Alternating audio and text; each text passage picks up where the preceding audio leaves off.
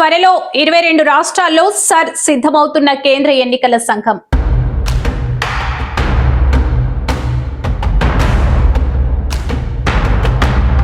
నిజమైన ఓటర్లను గుర్తించేందుకు, అర్హత లేని అక్రమ ఓట్లను తొలగించేందుకు కేంద్ర ఎన్నికల సంఘం సర్ స్పెషల్ ఇంటెన్సివ్ రివిజన్ చేపట్టిన సంగతి తెలిసిందే.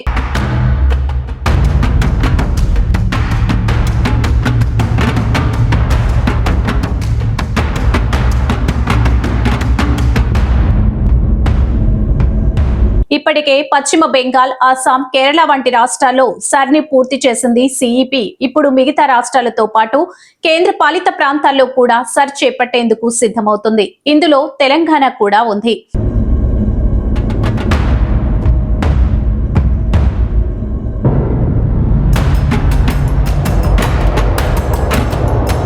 ఇప్పటికే కొనసాగుతున్న రాష్ట్రాలు, కేంద్ర పాలిత ప్రాంతాలతో పాటు మిగిలిన రాష్ట్రాల్లోనూ సర్ నిర్వహిస్తారు. ఈ ఏడాది ఏప్రిల్ నుంచి కొత్త సర్ మొదలవుతుంది. ప్రస్తుతం ఉత్తరప్రదేశ్, బీహార్లలో కొనసాగుతుంది. బీహార్లో ముగింపు దశకు చేరుకుంది.